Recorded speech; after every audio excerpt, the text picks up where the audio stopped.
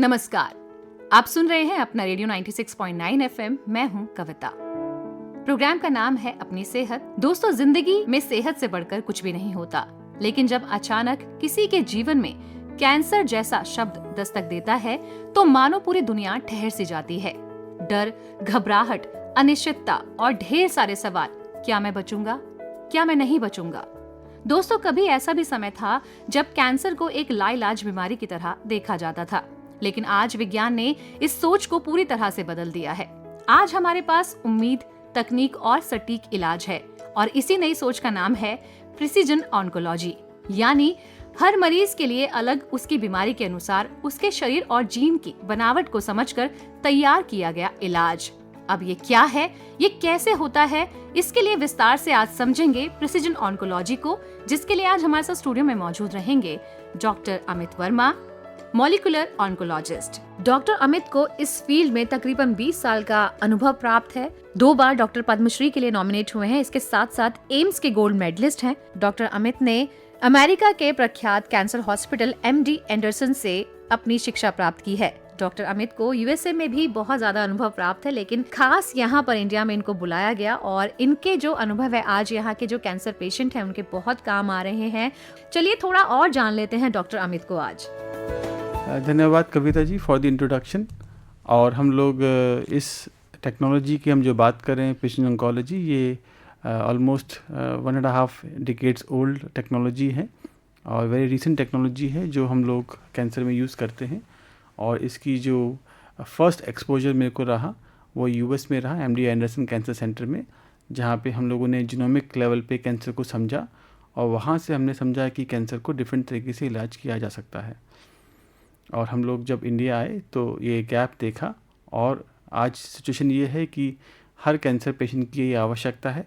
Technology India के अंदर available है, बस ये अवेयरनेस लोगों तक पहुंच जाए कि हाँ, कि क्या ये उसके लिए एप्लीकेबल है कि नहीं। ये मेरा काम आज इस शो के थ्रू ये मैं कन्वे करना चाहता हूँ। जब भी लोगों को कैंसर होता है तो अक्सर एक तो पहली बात उन्हें पता नहीं चल पाता कि कोई भी कैंसर उनकी बॉडी में हो गया है। तो क्या ये जो ट्रीटमेंट है ये हर तरह के कैंसर पे चलता है? हाँ, ये सारे तरह के कैंसर के लिए एलिजिबल है, starting from early stage cancers also for the late stage cancer. Stage 4 cancers को हम बोलते हैं, उन दोनों में ही कारगर रहता है। इस तरीके से चलने से हम लोग ट्रीटमेंट का आउटकम, जिसको बोलते हैं ट्रीटमेंट के बेनिफिट्स, मैक्सिमम ले पाते हैं। पेशेंट को देखा गया है कि साइड इफ़ेक्ट्स भी कम होते हैं और लंबी लाइफ मिल पाती है और क्वालिटी ऑफ लाइफ भी मिल पाती है। दोनों चीज़ों का हमारे को बेनिफिट मिलता है, and that is why we all are preferring this approach over the conventional blanket approach जो पहले दिया करते थे। जी, तो डॉक्टर अमित, जैसे अभी आपने कहा कि पर्सनलाइज कर देते हैं हम इलाज को, थोड़ा सा विस्तार से समझाएंगे कि कैसे होता है?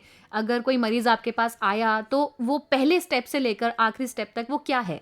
इस जर्नी को समझने के लिए हम एक उदाहरण के स्वरूप में आपके सामने रखना चाहेंगे कि कोई भी पेशेंट किसी भी तरह की कैंसर के साथ, लेट अस से ब्रेस्ट कैंसर के साथ हमारे सामने आता है और उसका जो स्टेज है वो स्टेज 4 है। स्टेज 4 का मतलब है कि वो कैंसर बॉडी में, ब्रेस्ट को छोड़ के बॉडी में डिफरेंट ऑर्गन्स में फैला हुआ है, लाइक बोन्स में, लिवर में, लंग्स में या ब्रेन के अंदर। तो हम लोग सबसे पहले क्या करते हैं कि जो बायोप्सी, जिसको हम लोग ब्रेस्ट से लेते हैं या कोई और ऑर्गन से लेते हैं, उसको हम लोग, एक टेक्निक होती है जिसको बोलते हैं कॉम्प्रिहेंसिव जीनोमिक प्रोफाइलिंग जी, उसको हम करते हैं। जो हमारे पास मशीन्स होती हैं, सीक्वेंसिंग मशीन्स या नेक्स्ट जनरेशन सीक्वेंसिंग मशीन्स, उस पर स्टडी करने के पास जितने भी जीन्स जो ट्यूमर में इन्वॉल्व हैं उसको स्टडी किया जाता है कि कौन से ऑल्ट्रेशंस हैं, कौन सी म्यूटेशंस हैं, कौन से जीन्स कैंसर को ड्राइव कर रहे हैं। अगर हमारे को मिल जाता है कि कौन से जीन्स कैंसर को ड्राइव कर रहे हैं, उसके बेसिस पे हम लोग समझ पाते हैं कि इसकी बायोलॉजी कैसी है। क्या ये बहुत एग्रेसिव बिहेव करेगा, क्या ये स्लो बिहेव करेगा। और कभी कभी हमारे पास जीन्स के हिसाब से कुछ दवाइयाँ होती हैं जिसको देने से पेशेंट का रिस्पॉन्स बहुत अच्छा हो जाता है और जो कीमोथेरेपी नहीं होती है, पेशेंट कीमोथेरेपी के बिना भी इलाज संभव है इस अप्रोच के थ्रू। अब हम जब ट्रीटमेंट देते हैं पेशेंट का ट्रीटमेंट के देने के साथ साथ हमको देखना भी होता है कि पेशेंट का ट्रीटमेंट रिस्पॉन्ड कैसे कर रहा है। यूजुअली हम लोग PET CT, जिसको बोलते हैं PET स्कैन, करवाते हैं और हर 3 महीने 6 महीने पे करते हैं। लेकिन कभी कभी क्या होता है कि PET स्कैन के अंदर बीमारी दिखती नहीं है, लेकिन बीमारी बॉडी में होती है। तो हमारे पास टेक्नोलॉजीज होती हैं जो ब्लड के थ्रू, जिसको बोलते हैं लिक्विड बायोप्सी, जहाँ पे हम ट्यूमर DNA को स्टडी करते हैं उसको स्टडी करने के बाद ये बता पाते हैं कि क्या आपकी बीमारी बॉडी में बहुत डिटेल लेवल पे ख़त्म हुई है या कुछ बची है, इसको बोलते हैं मॉलिक्यूलर रेसिडुअल डिजीज़ या मिनिमल रेसिडुअल डिजीज़। तो उस लेवल पे हम लोग असेसमेंट कर पाते हैं बेस्ड ऑन दीज टेक्नोलॉजीज़। तो not only to identify the right treatment but also to have the best follow up, this technology is something sometimes very very useful. तो जो आपने जीन्स बताए बॉडी के अंदर, वो कैंसर के सेल्स के तौर पे समझूं मैं उसको, कि जो कैंसर के सेल्स जो डेवलप हो जाते हैं, हमने तो यही सुना और पढ़ा है कि कुछ सेल्स हैं जो डेवलप हो जाते हैं, फिर वो पूरे बॉडी में फैल जाते हैं, तो वो वही है? बिल्कुल सही समझा आपने। जो जीन्स कैंसर के सेल से उत्पन्न होते हैं वो ऑल्टर्ड जीन्स होते हैं, हम उसको स्टडी करते हैं जी।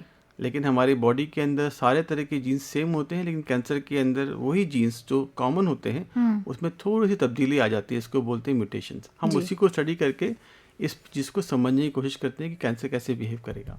प्रिसिजन ऑन्कोलॉजी से, जैसे अभी आपने कहा कि कीमोथेरेपी और उसके बाद तो रेडिएशन थेरेपी, आजकल तो बहुत सारी जो तरीके हैं वो बदल गए हैं कैंसर के इलाज से। तो क्या ये जो अनावश्यक सी जो दवाइयाँ हैं, और क्योंकि डॉक्टर लोग ज़्यादातर तो कैंसर के ट्रीटमेंट से डर जाते हैं क्योंकि बहुत डरावना और दर्द भरा एक ट्रीटमेंट है। हाँ जी, जो प्रिसिजन ऑन्कोलॉजी की मेन एडवांटेज है वो है to identify treatment involving target therapies and immunotherapy. जी जी। तो टारगेट थेरेपी और इम्यूनोथेरेपी के जो बेनिफिट्स हैं वो बहुत ज़्यादा हैं कीमोथेरेपी के कंपैरिजन में, और साइड इफ़ेक्ट्स बहुत कम होते हैं उनके कंपैरिजन में। पेशेंट्स बिना कीमोथेरेपी की भी इलाज कर पाता है, जैसे कि हमारे पास ऐसी बीमारियां होती हैं जैसे कि लिवर कैंसर और किडनी कैंसर जहाँ पे कीमोथेरेपी का इस्तेमाल नहीं होता, और प्रिसिजन ऑन्कोलॉजी उसमें भी हेल्प करती है। और ऐसी चीज़ों को हम लोग सही समझ पाएँ तो सही इलाज हम कर पाते हैं पेशेंट का, और पेशेंट को बहुत बेनिफिट मिलता है। और जो डर है कि भाई मैं बहुत वीक हो जाऊँगा या कमज़ोर हो जाऊँगा या मैं कुछ अपने काम नहीं कर पाऊँगा, इन सब चीज़ों से आदमी बच भी पाता है। हर समय पेशेंट अपना घर में जो काम करता है वो कर पाता है, इसको बोलते हैं क्वालिटी ऑफ लाइफ, ऑफिस भी जा पाता है। और क्योंकि ये इलाज बहुत लंबा समय तक चलता है तो हमारी कोशिश रहती है कि पेशेंट अपने दिनचर्या के काम करते रहे। इसमें भी क्या स्टेज वाइज ही होता है? इसमें सर्जरी की फिर रिक्वायरमेंट होती है क्या? देखिए, सर्जरी जो नॉर्मली रिकमेंडेड होती है वो अर्ली स्टेज कैंसर में होती है, जब कैंसर लोकलाइज होता है जिसको हम सर्जरी से निकाल पाते हैं। जब ऑलरेडी बीमारी अपनी जगह छोड़ के और जगह पे फैल जाती है तो सर्जरी उस केसेस में रिकमेंडेड नहीं होती है, अनटिल अनलेस कोई और रेयर सिनेरियोज जिसको हम बोलते हैं ओलिगोमेटास्टेसिस, वहाँ पे हम लोग सर्जरी रिकमेंड कर पाते हैं।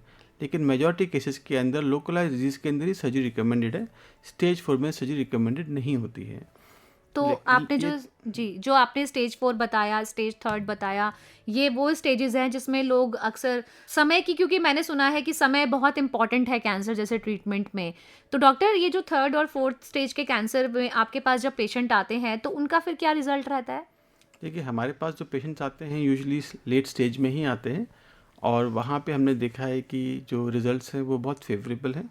जो बीमारियाँ आज से पहले लगभग 10-15 साल पहले 6-6 महीने में पेशेंट्स चले जाया करते थे, आज उन्हीं बीमारियों का इलाज बिना कीमोथेरेपी के 5-5 साल तक भी पेशेंट चलते हैं।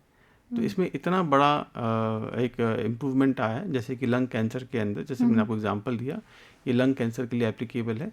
ऐसे और भी कैंसर्स जहाँ पे ब्रेस्ट कैंसर है, इवन स्टमक कैंसर, आपके गॉल ब्लैडर कैंसर्स, इन सब के लिए हमारे पास एक न्यू अप्रोचेस डेवलप हो चुकी हैं जहाँ पे हम जीन्स बेस्ड ट्रीटमेंट करते हैं, और ये एस्टैब्लिश साइंस है।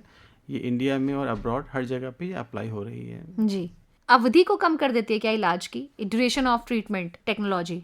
नहीं, ड्यूरेशन ऑफ ट्रीटमेंट को पे हम लोग इस समय कंपैरिजन नहीं करते हैं, क्योंकि कीमोथेरेपी को हम बहुत छोटे समय के लिए दे पाते हैं, like 3 cycles, 6 cycles, 12 cycles maximum. लेकिन टारगेट थेरेपी की बेनिफिट क्या है कि इसको हम लंबे समय तक दे पाते हैं। ड्यूरेशन ऑफ ट्रीटमेंट लंबा होता है लेकिन हम कॉन्टीन्यूसली कैंसर को हिट कर पाते हैं, जिससे कैंसर अपनी जगह पे दबा रहता है मैक्सिमम टाइम, उभर नहीं पाता, और पेशेंट बिना कैंसर की परेशानी के साथ नॉर्मल लाइफ जी पाता है। तो अगर हम इसको देखने का तरीके को बदलें, जैसे कि हम डायबिटीज़ और हाइपरटेंशन को ट्रीट करते हैं और गोलियां खाते रहते हैं, और बीमारी वहीं की वहीं रहती है लेकिन परेशानी नहीं करती, इसी तरीके से हम कैंसर को कन्वर्ट करना चाहते हैं कि हम गोली भी खाते रहें, बीमारी दबी रहे और पेशेंट ठीक ठाक चलता रहे, जैसे कि अब कभी उसको बीमारी हुई ना हो। जी, मतलब क्रॉनिक डिजीज की तरह देख लेना चाहिए इसको एक कोशिश तरीके से। कोशिश डॉक्टर्स तो आजकल यही कह रहे हैं कि कैंसर से उतना डरने की ज़रूरत नहीं है। इट्स लाइक अ क्रॉनिक, जैसे और चलती हैं डायबिटीज़ और हाइपरटेंशन। हाँ, इस पद्धति के थ्रू हमने देखा है कि हम लोग कैंसर को क्रॉनिक का रूप दे पाते हैं और पेशेंट बहुत बेनिफिट उठा पाते हैं इस चीज़ का। जी, तो जो पेन है कीमोज़ का, उससे लोग मतलब इसमें भी क्या बाल झड़ जाते हैं? वो पेन फ़ील होता है क्या? कीमोथेरेपी से पहली बात है कि पेन नहीं होता। कीमोथेरेपी से बाल जाते हैं, लेकिन टारगेट थेरेपी और इम्यूनोथेरेपी जो हम लोगों ने पेशेंट ऑन्कोलॉजी की अप्रोच के थ्रू निकालते हैं, उसमें ये साइड इफ़ेक्ट्स नहीं मिलते हैं। अच्छा, मतलब लोगों को अपने बालों के साथ रह नॉर्मल सकते हैं। लाइफ आप आइडेंटिफाई नहीं कर पाएंगे कि क्या वो कैंसर पेशेंट है जो आपके बीच बैठा हुआ है। वो नॉर्मल खेलेगा, बात करेगा, अपने सारे काम करेगा और शायद किसी को पता भी ना चले कि कैंसर को चल जी, रहा है। तो डॉक्टर प्रिसिजन ऑन्कोलॉजी वैसे ज़्यादातर कौन से कैंसर्स के लिए प्रेफरेबल है? मतलब मोस्टली जो आपके रिजल्ट आते हैं वो कौन से कैंसर में आते हैं? देखिए, हम लोग नॉर्मली रिकमेंड करते हैं all solid tumours. Solid tumours का मतलब है कि बॉडी के किसी भी अंग में कैंसर हो, कोई भी स्टेज के अंदर हो, इस अप्रोच को अप्लाई करना चाहिए। इस बिना समझे कैंसर को हम अच्छा इलाज नहीं कर सकते हैं, ये बात हमको जाननी चाहिए। क्योंकि कैंसर बहुत सालों से चलता आ रहा है, लेकिन ये नई पद्धति जो है कैंसर को पूरा रेवोल्यूशनाइज कर चुकी है ट्रीटमेंट को, और मैक्सिमम लोग बेनिफिट ले रहे हैं। तो इसलिए हम लोग रिस्ट्रिक्ट नहीं करते हैं, कोई भी कैंसर हो उसको इस अप्रोच के थ्रू जाना चाहिए।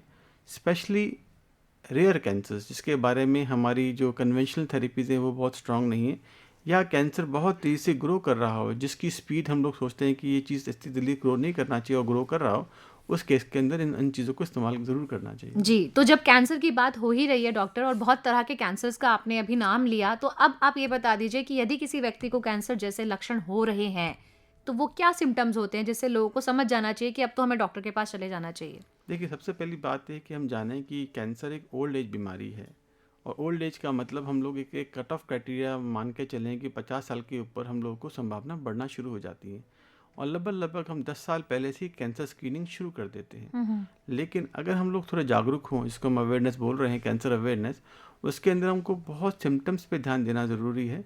जैसे स्टार्टिंग फ्रॉम कोई भी चीज़ एबनॉर्मल फील हो जो पहले कभी ना फील हुई हो, जैसे कोई भी लंप या बम बॉडी के अंदर, कहीं पे भी गांठ आपको फील होती हो, चाहे वो ब्रेस्ट में हो, बगल में हो, आपकी जांग में हो, पेट में हो, कहीं पे भी हो, और आप वो ठीक ना हो रही हो, एक बार डॉक्टर से कंसल्ट करें। नाक से, मुंह से, पेशाब के रास्ते से या पॉटी के रास्ते से ब्लड दिखना, डॉक्टर से कंसल्ट करें, ये कैंसर के लक्षण होते हैं। अगर वीकनेस पैदा हो रही है, हमको देखना है कि भी क्या हीमोग्लोबिन कम है, क्या हीमोग्लोबिन कम है तो क्या उसका कारण क्या है, क्या कैंसर कारण तो नहीं, कोई ब्लड कैंसर तो नहीं है, या कहीं बॉडी के अंदर ट्यूमर ग्रो कर रहा हो, ब्लड लीक कर रहा हो, बहुत सारी बातों को हमको देखना होता है। वेट लॉस, किसी का आदमी ने कोई फास्ट नहीं किया, नॉर्मल खाना पीना खा रहा है, फिर भी वजन लूज़ हो रहा है, तो ये भी अपने आप में एक सिम्टम हो जाता है कैंसर का। और कोई भी ऐसी चीज़ जिसको आप अनयूजुअल समझ रहे हो, जैसे कि फीवर आना, कि फीवर बिना किसी कारण से आ रहा है, ना जुकाम है, ना खांसी है, ना कुछ है, तो ये सारे बहुत जनरल बातें हैं।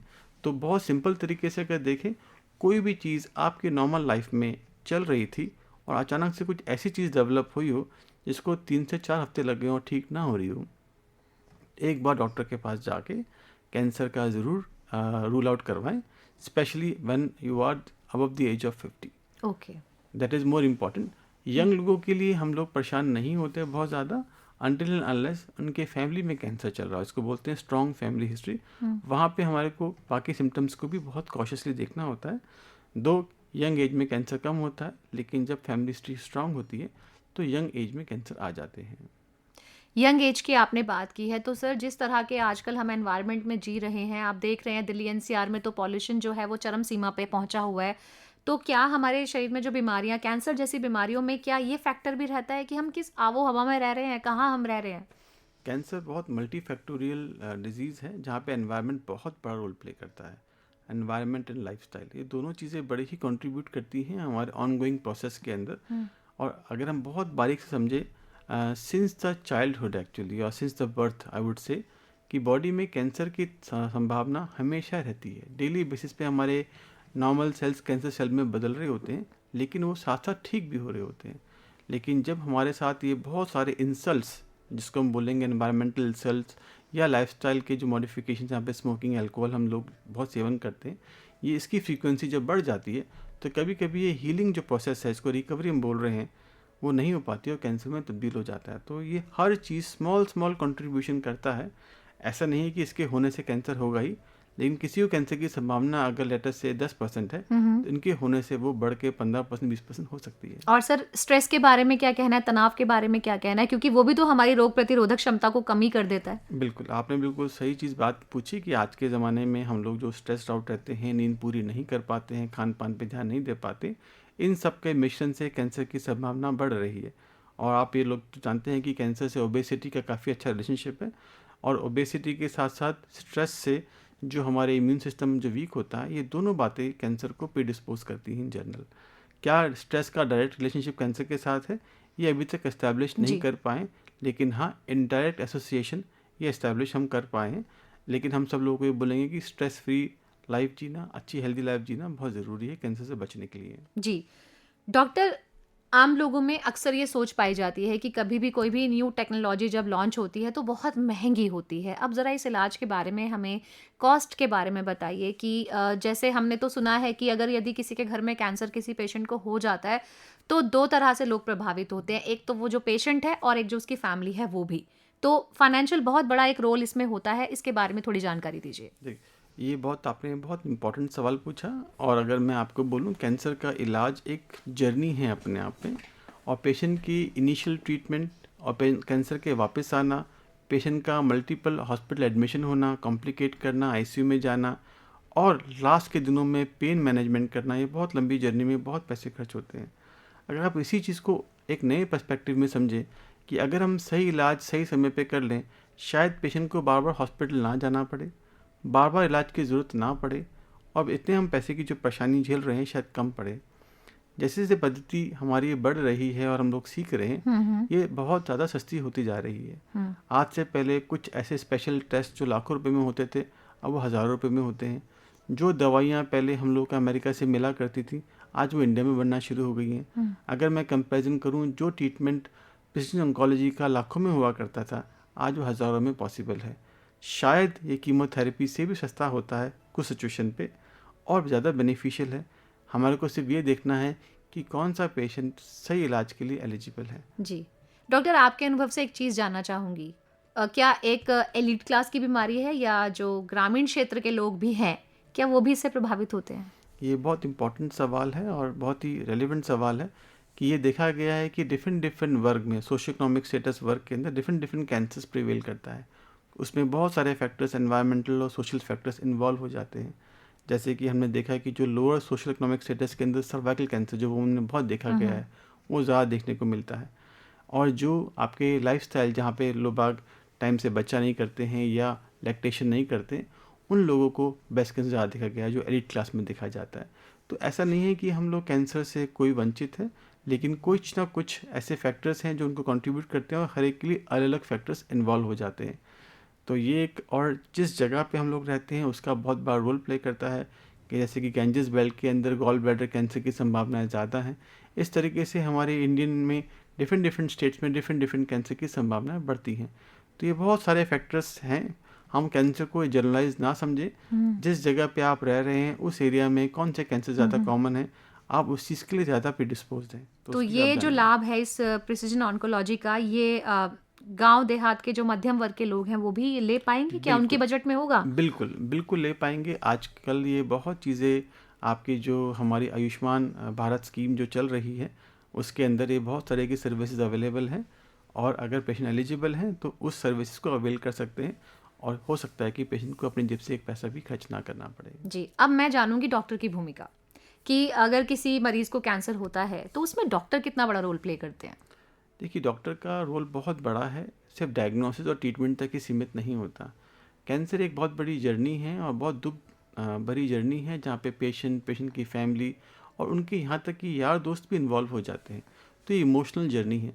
तो पेशेंट को हम लोग सिर्फ ट्रीटमेंट करने के लिए बात नहीं करते, बल्कि इस प्रॉब्लम से निकलने का भी हम लोग उसको मार्गदर्शन देते हैं, क्योंकि हमारा जो एक्सपीरियंस है वो पेशेंट की बातों को समझ पाता है कि ये बात कहाँ से उत्पन्न हो रही है, और उसके बेसिस पे उन्हें गाइड करते हैं। और पेशेंट आए दिन किसी न किसी प्रॉब्लम से ग्रसित होता है, चाहे वो पेन हो, फाइनेंशियल इश्यूज हो, मॉरल अप्स एंड डाउन्स हो, इवन फैमिली सपोर्ट भी प्लस माइनस होता है। आप इमेजिन करें कि एक लेडी जिसको ब्रेस्ट कैंसर है और उसको सर्जरी करके दोनों ब्रेस्ट रिमूव कर दिए गए हैं, जी जी। तो उसकी सोशल और मेंटल इम्प्लीकेशन उसकी फैमिली में, उसके पर्सनल रिलेशनशिप के अंदर, उसकी खुद की अपनी पर्सनालिटी जो जब शीशे में वो देखती हो तो क्या इम्प्लीकेशंस होंगी, ये सब फैक्टर्स हैं जो डॉक्टर का रोल आता है beyond diagnosis and beyond treatment. जी डॉक्टर, ये बात भी आजकल बहुत चर्चाओं में है कि कैंसर जैसा ट्रीटमेंट जो है वो कहीं कहीं फैमिलीज़ को भी ब्रेक जो है वो कर रहा है, क्योंकि लोगों को उतनी जागरूकता नहीं हो पाती, और इसमें आपका जो फर्टिलिटी रेट है वो तो मतलब मुझे लगता है कि कैंसर के ट्रीटमेंट के दौरान शायद ना के बराबर ही रहता है।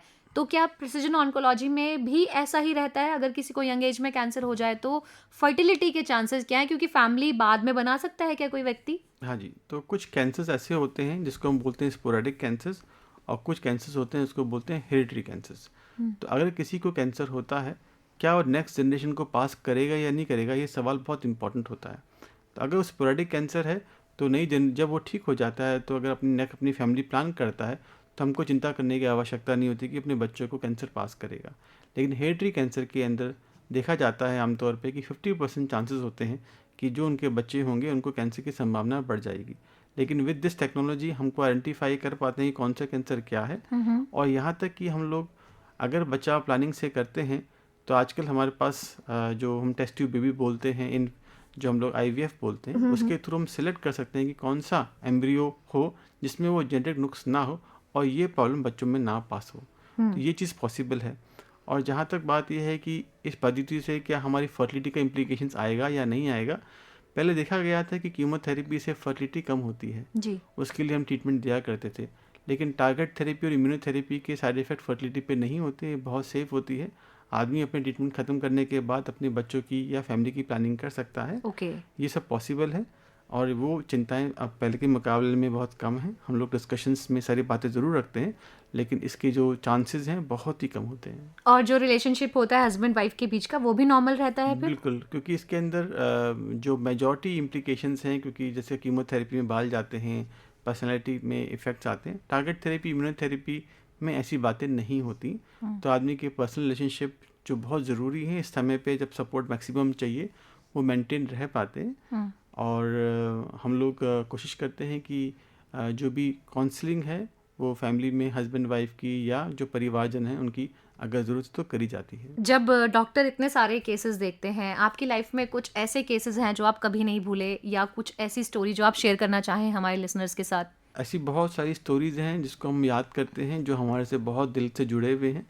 लेकिन उसमें से एक रीसेंट स्टोरी को हम लोग ज़रूर बताना चाहेंगे। और ये व्यक्ति हैं जिनको 15 साल से कैंसर चल रहा था, और कैंसर माउथ का कैंसर था, ओरल कैंसर था, और बार बार आ रहा था। और बहुत हॉस्पिटल्स में जाके इलाज करवा चुके थे, कीमोथेरेपी, रेडियोथेरेपी, इवन सर्जरी और टारगेट थेरेपी भी। तो उसके बाद भी उनका कैंसर जब बहुत बढ़ गया तो एक समय आया कि वो अब मुंह उनका बिल्कुल बंद हो गया था, और उनके खाने की नली पेट में लगी हुई थी और खाना पेट से खाते थे, और उनको बता दिया गया था कि हाँ अब आपका इलाज ख़त्म हो जाता है, अब आप इंतज़ार कर सकते हैं। लकीली पेशेंट हमारे पास आए तो हमने कुछ बायोमार्कर स्टडीज़ करी और जीनोमिक स्टडीज़ करी, और उसके बेसिस पे कुछ टारगेट थेरेपी, इम्यूनोथेरेपी का कम्बिनेशन दिया। और आज सिचुएशन ये है कि ना तो उनकी पेट की नली है और वो आराम से बात कर सकते हैं, और शायद वो अपनी उम्र के हिसाब से ज़्यादा यंग नज़र आते हैं। तो बहुत चीज़ें हैं, और जहाँ पे फैमिली सपोर्ट उनको मिला, और आज 2.5 साल हो जाता है उनको इस चीज़ से रिकवर करे भी हमारे पास आए हुए, और आज उनका ट्रीटमेंट हम बंद करने का सोच रहे हैं और नॉर्मल लाइफ में वापस आ रहे हैं। तो मतलब उन्होंने खाना पीना सब मुंह के थ्रू सब कुछ शुरू कर दिया है। अगर 15 साल से कैंसर जैसी बीमारी में वो चल रहे हैं तो लाइफ तो उनकी, आई थिंक वो जो डर लगता है सबसे पहले कैंसर दिमाग में आया मतलब जीवन खत्म। तो आज वो कोशिश कर रहे हैं कि वो अब जॉब कैसे कर सके, और क्योंकि वो एक इंजीनियर हैं प्रोफेशन से, तो आज वो अपने नए जीवन को शुरुआत करने की कोशिश कर रहे हैं। तो हमें लगता है कि इस साइंस की देन है कि इंसान को नया जीवन प्रदान करने की। डॉक्टर उसमें एक माध्यम का रोल प्ले करता है, लेकिन आज आपका ये शो जो है एक अवेयरनेस फैलाने के लिए है कि और तक बात पहुँचे और जो ज़रूरतमंद है उनको फ़ायदा हो। तो डॉक्टर, अब इस तकनीक को आम जनता तक पहुंचाने के लिए क्या प्रयास जारी हैं? इंडिया में अगर हम इसकी बात करें तो आपको क्या लगता है अभी कितना इसका प्रचार प्रसार हुआ है? कैसे और हो सकता है? देखिए, ये साइंस बहुत रीसेंट है, ऑलमोस्ट अगर हम बोलेंगे 10-15 साल पुरानी ही साइंस है ये। और अभी बहुत लोग इसको समझने की कोशिश कर रहे हैं और अभी भी ये चीज़ ग्रो कर रही है। टेक्नोलॉजीज़ इंडिया में आ चुकी हैं, दवाइयाँ इंडिया में आ चुकी हैं, सारी चीज़ें अवेलेबल हैं, लेकिन पेशेंट का उतना जागरूक होना, पेशेंट का सवाल डॉक्टर से पूछना कि क्या मेरे लिए फ़ायदा है या नहीं, एक्सप्लोर करना, ये सारी बातें बहुत ज़्यादा ज़रूरी हैं। हमारी जो किताबें हैं, जो अभी भी पुरानी चल रही हैं, जिसको हम फॉलो करते हैं, नई बातों को इनकॉर्पोरेट नहीं करती हैं। अगर करती हैं तो उसमें 5-10 साल थोड़े समय के बाद होता है। तो ये सारे सवाल बहुत लेटेस्ट होते हैं, तो लिहाजा पेशेंट अगर थोड़ा सा एक्टिव रहे, अपनी लाइफ को इम्पोर्टेंट तो उसको देनी है, लेकिन सवाल डॉक्टर के पास रखे और आंसर्स ढूंढे कि उसके लिए ये तरीका पॉसिबल है या नहीं है। जी, तो डॉक्टर क्या इस इलाज में भी बार-बार फॉलोअप के लिए आना पड़ता है? क्या बार-बार वापस आने का डर यहाँ भी रहता है कैंसर का? देखिए, कैंसर का वापस आने की प्रोबेबिलिटी डिपेंड करती है कि स्टेज में कैंसर पकड़ा गया। स्टेज 4 कैंसर्स क्योरेबल नहीं होते, बट लेकिन मैनेजेबल होते हैं। कभी कभी कैंसर्स जब दवाइयों के ट्रीटमेंट से रिस्पॉन्ड करते हैं, फिर वापस भी आते हैं, दवाएं चेंज करने पे दोबारा रिस्पॉन्ड करते हैं, तो ये सिलसिला चलता रहता है। लेकिन ये देखा गया है कि कीमोथेरेपी वर्सेस टारगेट थेरेपी के अंदर जो ड्यूरेशन ऑफ रिस्पॉन्स है, जिसको बोलते हैं बीमारी आई और दबी रही और वापस कब आई, इसको बोलते हैं ड्यूरेशन ऑफ रिस्पॉन्स, वो लॉन्गर देखा गया है इस अप्रोच से। तो इससे ओवरऑल लाइफ, जिसको बोलते हैं ओवरऑल सर्वाइवल, लंबी देखी गई है। तो फ़ायदे बहुत सारे हैं जिसको हम लोग बताना चाहते हैं, लेकिन इसका मतलब ये नहीं है कि ये दवाई के आने से या ये तरीके के आने से कैंसर 100% क्योर हो गया है, ये उम्मीद ना रखें। लेकिन पहले से बहुत बहुत बेटर है। इस उम्मीद के साथ हम लोग मैसेज कन्वे करते हैं कि इसको मिस गाइड या मिस इन्फॉर्मेशन ना लें कि ये फाइनल रिजॉर्ट है हमारे लिए। जी, तो डॉक्टर क्या लगता है आपको कि बहुत सारी रिसर्च चल रही है, बाहर के देशों में भी चल रही है, इंडिया में भी आई थिंक ये काम हो ही रहा होगा, कितना समय और लगेगा? आजकल तो हम सुन रहे हैं कि एक इंजेक्शन है, कुछ दवाइयाँ हैं जिससे पूरा क्योरेबल है, तो क्या लगता है आपको कि भविष्य में ये भी हो सकता है? हाँ जी, आजकल पर्सनलाइज्ड कैंसर वैक्सीन आना शुरू हो रही है, जो कुछ कंट्रीज डेवलप कर रही हैं, जहाँ पे पेशेंट के ट्यूमर के बेसिस पे एक वैक्सीन बनाई जाती है जो पेशेंट को दी जाती है, इसको बोलते हैं थेरेपेटिक वैक्सीन। और हमारा इम्यून सिस्टम कैंसर को पढ़ पाता है, जो पहले नहीं पढ़ पा रहा था, और कैंसर अगेंस्ट काम कर पाता है। तो ये जो नई नई टेक्नोलॉजीज डेवलप हो रही हैं, जो आप अभी थोड़ा समय में और देखेंगे, शायद हम कैंसर पे और विजय पा पाएंगे। जी, तो डॉक्टर यहाँ आप हमारे लिसनर्स को क्या एक अंतिम सजेशन देंगे? और मैं ये भी आपसे जानना चाहूँगी कि डॉक्टर अमित वर्मा कहाँ मिलते हैं, कहाँ जाके उनसे बातचीत की जा सकती है? क्या आपका काम थोड़ा चैरिटी बेस्ड भी होता है? देखिए, हम लोग इस समय अवेलेबल हैं अपने सेंटर के अंदर, जो गुड़गांव में है, डॉक्टर AV कैंसर इंस्टीट्यूट के नाम से। हमारे क्लिनिक दिल्ली के अंदर भी है। हमारा हॉस्पिटल एफिलिएशन जयपुर में भी है with the name of eternal hospital, और हमारा एफिलिएशन बॉम्बे में भी है एशियन हार्ट इंस्टीट्यूट के साथ, जहाँ पे हमारी सर्विसेज फिजिकल अवेलेबल है। For all the patients we are available virtually online, patient हमसे कंसल्ट कर सकता है। हमारी जो सर्विसेज हैं वो हम लोग रिमोटली देते हैं, जहाँ पे हम लोग टेस्टिंग जो है वो हम लोग घर से पिकअप भी करते हैं, तो पेशेंट को आने की आवश्यकता नहीं होती। और जो पेशेंट बहुत वीक होते हैं, सिक होते हैं, उनके लिए हम घर पे जाके अपनी जो थेरेपीज़ हैं वो देते हैं। तो चाहे दूर किसी जगह पे भी हो, वो हम फिजिबल बनाते हैं। नहीं तो हम उनके लोकल डॉक्टर को जो भी देख रहे हैं उनको अपना डायरेक्शन देते हैं, और फिर एक मिल के एक टीम बना के पेशेंट का हेल्प करने की कोशिश करते हैं। तो कैसे भी करके हम लोग पेशेंट को सपोर्ट करते हैं जितनी हमारी कैपेसिटी है। जी, तो कैंसर से डरे नहीं, लड़े, क्या आपका एक अंतिम सुझाव होगा? देखिए, कैंसर एक वर्ड बहुत ख़तरनाक वर्ड है, लेकिन हम लोग इस डिस्कशन को इस शब्द से बंद करना चाहेंगे कि कैंसर को देखने का नज़रिया बदलें, और कैंसर का जो नया शब्द दें जिसको हम बोलते हैं सी आंसर। तो डॉक्टर, आप आज हमारे स्टूडियो में आए, आपने इतनी अच्छी जानकारी हमें प्रिसिजन ऑन्कोलॉजी पे दी। डॉक्टर अमित वर्मा, आपका बहुत बहुत धन्यवाद। धन्यवाद कविता जी, हमारे को अपने स्टूडियो में बुलाने के लिए, एंड थैंक यू FM 96.9। तो दोस्तों, आज के इस विशेष कार्यक्रम में हमने जाना कि प्रिसिजन ऑन्कोलॉजी कैसे कैंसर के इलाज को और अधिक सटीक, सुरक्षित और प्रभावी बना रही है। ये सिर्फ एक तकनीक नहीं, बल्कि हर मरीज को उसकी जरूरत के अनुसार सही इलाज देने की एक नई सोच है। याद रखिए, समय पर जांच, सही जानकारी और सकारात्मक सोच से कैंसर को हराया जा सकता है। डर नहीं, जागरूकता ही सबसे बड़ा इलाज है। इसी संदेश के साथ हमें दीजिए अनुमति। स्वस्थ रहिए, जागरूक बनिए और सुनते रहिए अपना रेडियो 96.9 FM। कविता शर्मा को दीजिए अनुमति। नमस्कार।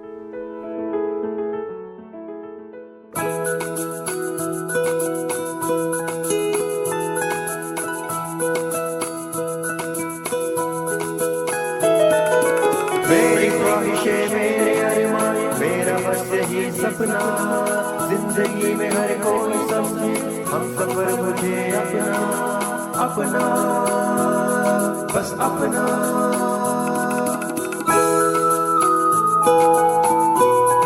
अपना रेडियो 96.9 FM